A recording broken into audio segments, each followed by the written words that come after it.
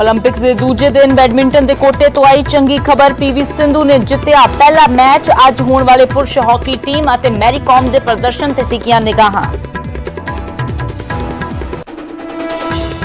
हरियाणा की मनु पाकर ओलंपिक्स तो हुई बाहर। पिस्टल च तकनीकी खराबी कारण फाइनल च थां बनाउण तो चूकी मनु पाकर। मन की बात विच प्रधानमंत्री मोदी ने वैक्सीनेशन ते दिता जोर। चंडीगढ़ च छोले भटूरे वेचण वाले दी कीती तारीफ। वैक्सीन लगाउण वालियां नूं मुफ्त छोले भटूरे खवाउंदा है संजय। ते वैक्सीन दे लई पंजाब च मारामारी जारी। कई थावां ते कोरोना नियमां दीयां उडदियां नजर आईयां धज्जियां। वड्डी गिणती च लोकां दा जमावड़ा।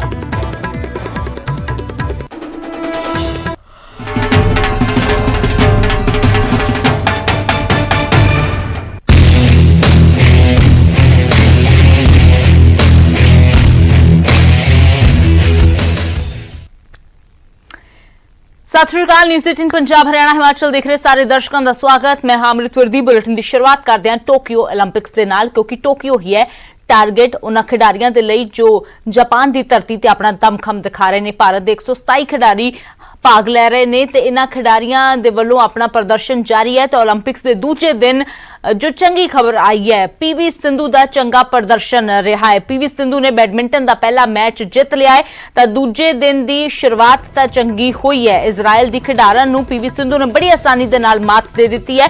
तो अज जो है वो नज़रां टिकियां हुई ने हुण बाकी मुकाबलियां ते। अज होने वाले पुरुष हॉकी टीम ते सब दी नज़रां टिकियां हुई ने।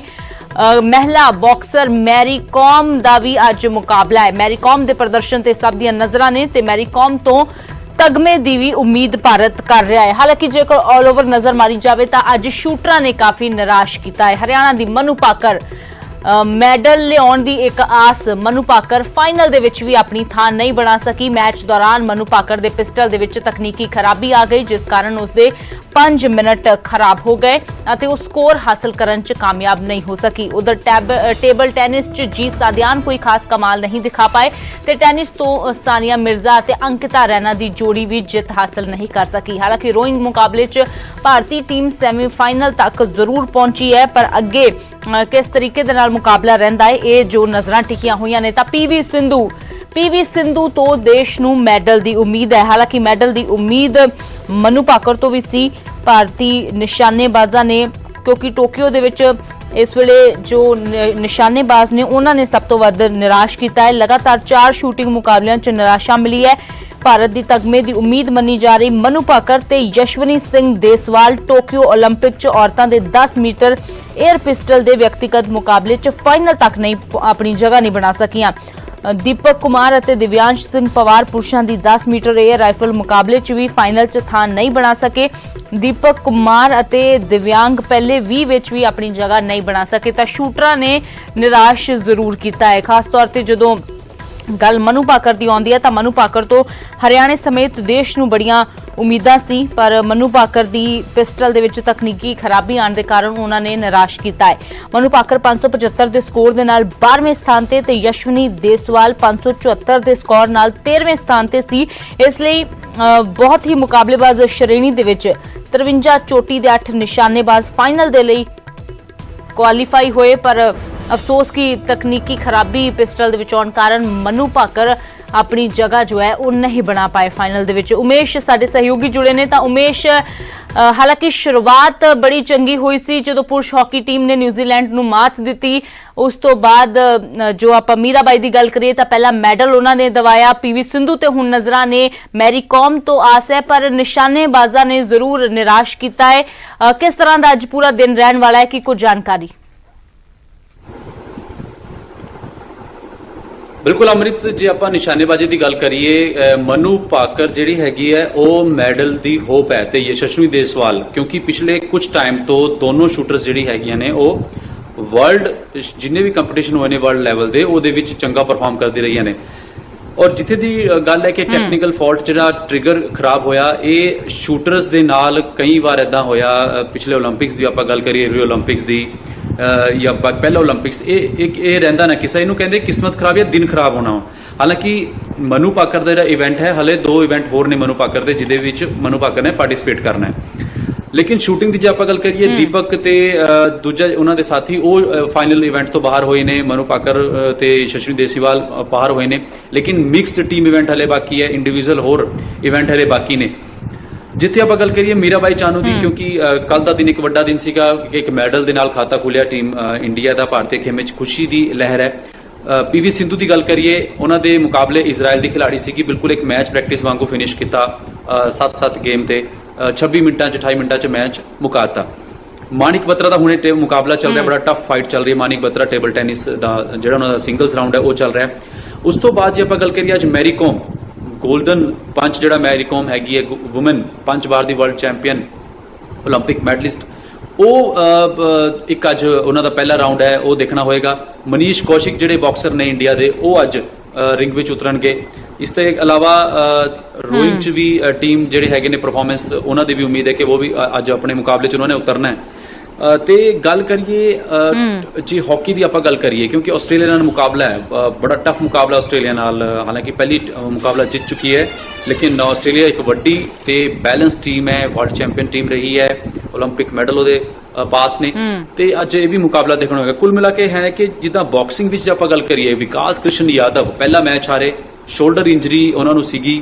ਹਾਲਾਂਕਿ ਉਹ ਸਵਾਲ ਬਾਅਦ 'ਚ ਹੈ ਕਿ ਸ਼ੋਲਡਰ ਇੰਜਰੀ ਦੇ ਬਾਵਜੂਦ ਵਿਕਾਸ ਉਤਰੇ और पहला राउंड हारे। एशियन गोल्ड मेडलिस्ट ने विकास यादव, तीजा ओलंपिक से विकास यादव का अमृत, ते उम्मीद वही मैं गल कह रहा कि एक ना पार्टिसिपेंट ते प्लस एक मैडल होप, ये दो वक्री चीज़ां ने। पार्टी नवा जिद्दां जिमनास्टिक की गल करिए, इको जिमनास्ट सीगी साडी परनैत, वो भी जिहड़ी हैगी है वो बाहर हो गई है पहले ही राउंड, यानी कि फाइनल राउंड 'ਚ भी नहीं जा सके।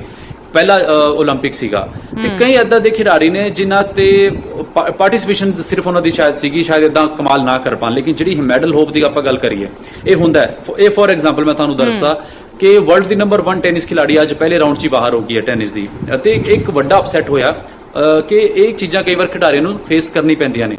यही विकास यादव दे नाल होया, जापान दा बॉक्सर सीगा, अनजान बॉक्सर, और उस तो मुकाबले में खेल ही नहीं पाए, पूरा परफॉर्मेंस नहीं दे पाए, ना उनके पंच प्रॉपर लग रहे थे।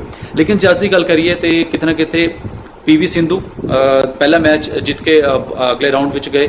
उस तो इलावा हुण मानिक बत्रा का मैच चल रहा है, हॉकी का मैच है, मैरी कॉम की मैं गल की है, उन्होंने मुकाबला है। मनीष कौशिक रिंग में उतरनगे।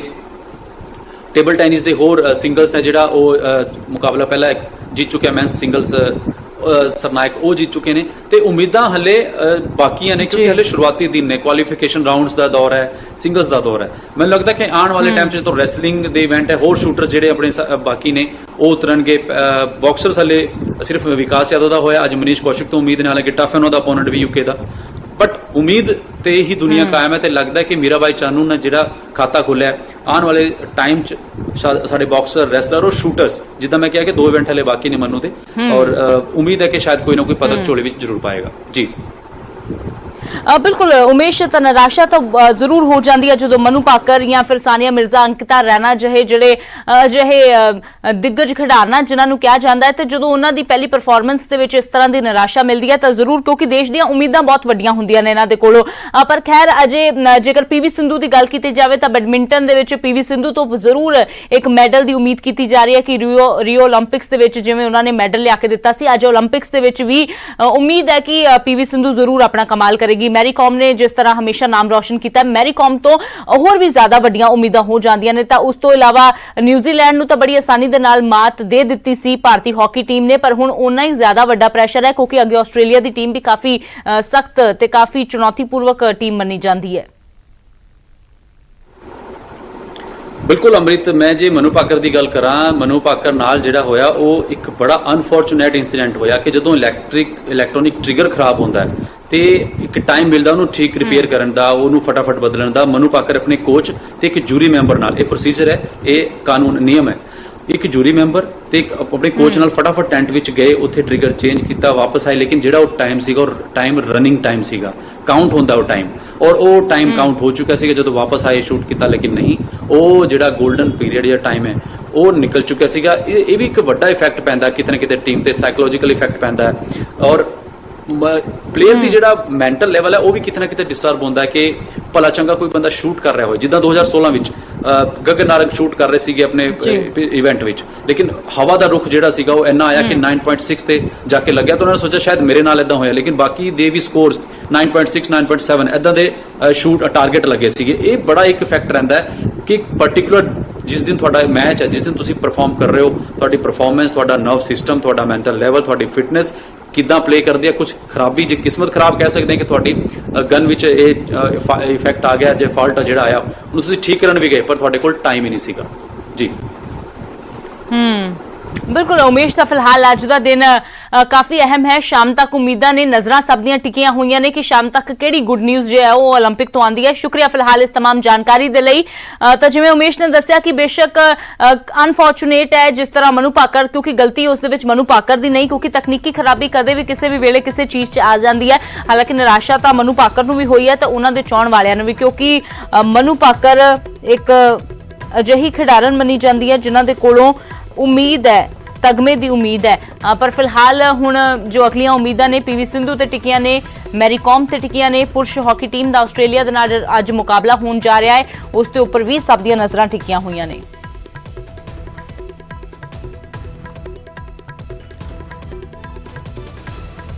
ਤਾਂ ਇਸ ਤੋਂ ਪਹਿਲਾਂ ਕੱਲ ਮੀਰਾਬਾਈ ਚਾਨੂ ਨੇ ਦੇਸ਼ ਨੂੰ 올림픽ਸ ਦਾ ਪਹਿਲਾ ਮੈਡਲ ਦਿਵਾਇਆ। ਵੇਟ ਲਿਫਟਿੰਗ 'ਚ ਸ਼ਾਨਦਾਰ ਪ੍ਰਦਰਸ਼ਨ ਕਰਦੇ ਹੋਏ ਮੀਰਾਬਾਈ ਨੇ ਸਿਲਵਰ ਮੈਡਲ ਹਾਸਲ ਕੀਤਾ ਹੈ। ਨਿਊਜ਼ 18 ਨੇ ਮੀਰਾਬਾਈ ਚਾਨੂ ਨਾਲ ਐਕਸਕਲੂਸਿਵ ਗੱਲਬਾਤ ਕੀਤੀ ਹੈ।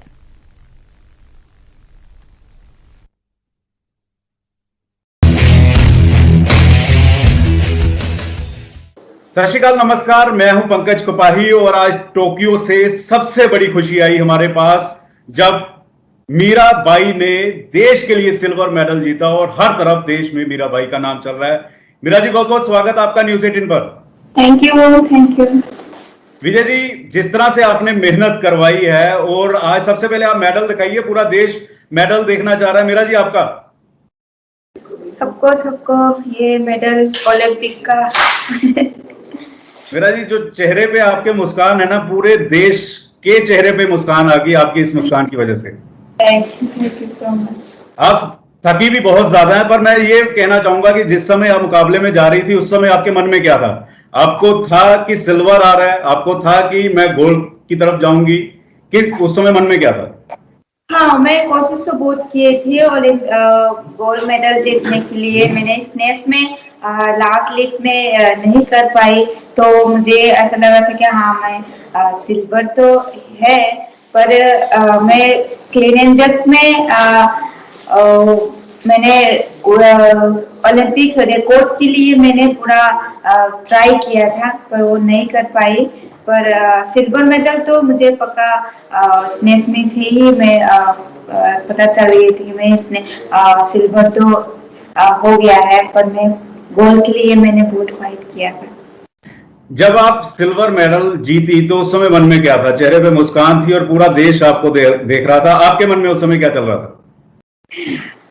उसी टाइम पे मुझे बहुत खुशी हुई क्योंकि हमारे सपने थे ओलंपिक का मेडल जीतना, सर दोनों के सपने थे, तो आज पूरा हुआ है, तो बहुत ज्यादा खुश हूँ। पूरा देश आपको बधाई दे रहा है। प्रधानमंत्री से आपकी बात हुई, प्रधानमंत्री जी क्या कह रहे थे? सर ने मुझे डायरेक्टली कॉल करके बधाई दी थी, तो मुझे सपना जैसा लगा था कि सर ने मुझे कॉल किया है, हमारी प्राइम मिनिस्टर जी ने मुझे कॉल करके बधाई दिया है, तो ये बहुत ही बड़ी बात है मेरे लिए। पूरा सपना जैसा लगा था मुझे, ऐसा कभी मेरे साथ हुआ नहीं। तो मुझे बहुत खुशी हुई, सर भी बहुत खुश हुआ, पूरा दुनिया खुश हुआ है, ऐसा बोल रही थी सर। तो मैंने भी बोला सर आपकी वजह से मैंने आज मेडल जीत पाया है, तो सर भी बहुत खुश हुए। आपके दोनों कोच आपके साथ हैं, विजय जी, संदीप जी। संदीप जी तो मेरे पंजाब से आते हैं। पूरी मेहनत संदीप जी और विजय जी ने करवाई है। कितनी ट्रेनिंग थी, कितने घंटे आप ट्रेनिंग करती थी, क्या क्या खाती थी, क्या कुछ करती थी और क्या आपके सपने थे वो आपको छोड़ने पड़े इस ट्रेनिंग के लिए? ट्रेनिंग तो हमने दिन में हम 3 बार ट्रेनिंग किया है। हमने 7 आवर्स पर डे में हम किया है, तो हमने बहुत मेहनत किया है। सर ने भी बहुत सपोर्ट किया मुझे, डाइट में भी बहुत सारे, और हमने बहुत कुछ सोना पड़े कि सेक्रीफाइस करने पड़े, क्योंकि मैं यही तक पहुंचने के लिए डाइट में बहुत चीजों नहीं खाना पड़े, सिर्फ ट्रेनिंग में भी फोकस और डाइट में चूज के हम खाने के लिए वो सब किया है। तो ऐसा होता है कि प्लेयर्स हो तो डाइट में सारी चीजों में हम बहुत सारी सोच समझ के खाना और रहना पड़ती है। तो सिर्फ मैंने ट्रेनिंग और खाना और रेस करने में फोकस किया था, तो इसकी वजह से। क्योंकि आप मणिपुर से आती हैं, एक छोटे से वहां से उठकर टोक्यो तक पहुंचना, उस रास्ते में कोई ऐसा सफर, ऐसी कोई बात जो आपको हमेशा याद हो? शुरुआत में आपको रोका गया जब 2014-15 में आप भार नहीं उठा पाई, उस समय आपने सोच लिया था कि मैं ये गेम छोड़ रही हूँ, मैंने नहीं इस गेम में आना? शुरुआती दौर में क्या दिक्कत थी आपको?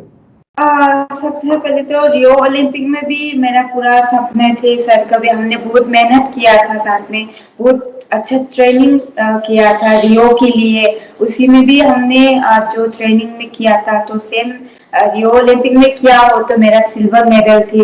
पर उसी दिन मेरा दिन नहीं थी तो हम मेडल मिस हो गई थी पूरा इंडिया के लिए। तो हम काफी दिन दुखी हुई थी, कुछ खा नहीं पाए थे, तो बहुत दुखी हुआ था। हमने इतना मेहनत करने के बाद भी हमने मेडल मिस हुआ।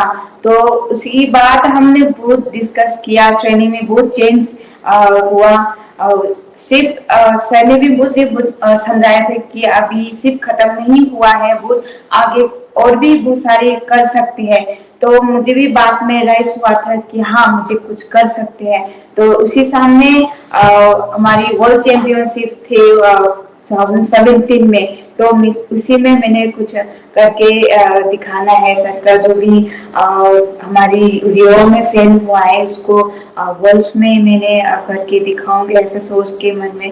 तो हमने ट्रेनिंग बहुत अच्छा किया था, तो वर्ल्ड चैंपियन हुई थी। तो धीरे धीरे हम सब परफॉर्मेंस में भी काफी चेंज हुआ था। तो प्रधानमंत्री जी ने आपको क्या बोला जब आपकी बात हुई? बधाई तो दी उन्होंने, स्पेशली कोई बात बोली आपको? ऐसे कोई खास नहीं, सिर्फ बधाई देता तो बहुत खुश हुआ है। आपने सबसे पहला ओलंपिक का, टोक्यो ओलंपिक का आपने नाम, इंडिया के नाम को ऊपर किया है, तो ये बहुत ही अच्छा है। आपने बहुत अच्छा गेम खेला है, तो यही बोली थी सर ने।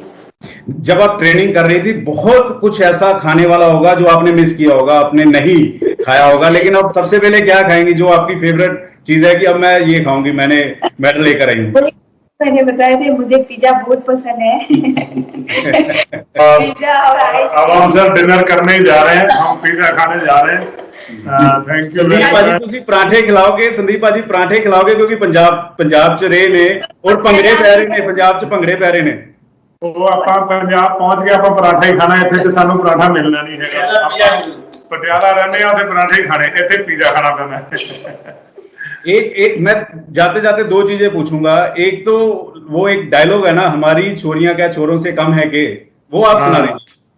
बिल्कुल बिल्कुल, ये तो नहीं, वो तो मैं कह सकता हूँ कि हमारी छोरियां के छोरों से कम है के। और ये मीराबाई ने प्रूव किया पाजी, आकाश पाजी, कि हमारी लड़कियां लड़कों से बिल्कुल कम नहीं है। और मैं आपके चैनल के माध्यम से मीरा भी गुजारिश करेगी कि जो हमारे बच्चे हैं उन्हें हम स्पोर्ट्स में लगाएं, जिससे कि हमारे बच्चों को एक तो सेहतमंद रहने का एक सिस्टम मिले और वो देश का नाम भी रोशन कर सकें।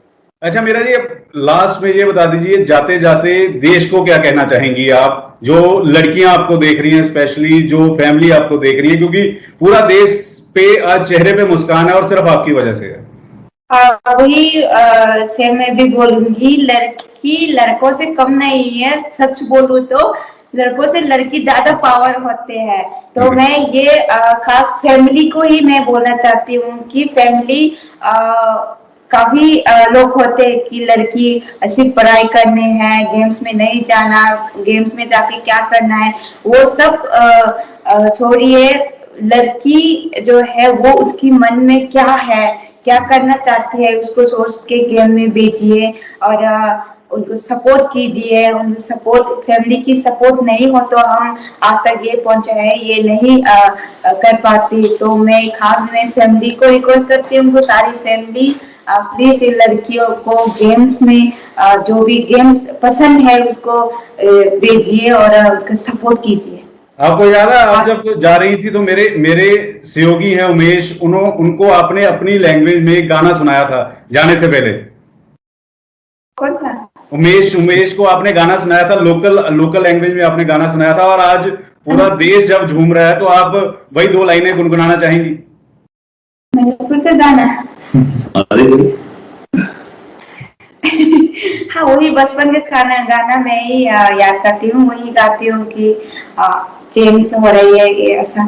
तो खन खन खनो देखो हो करे मतम दो कलक ई बिद्या सखी यही सुन खत न चैना हो पिलाई तमिनर चंगम मंदे तंदे इदा खन खन खन। Thank you so much, thank you, आपने समय दिया और पूरा देश आपको सैल्यूट कर रहा है। सलाम है आपको न्यूज़ 18 की तरफ से।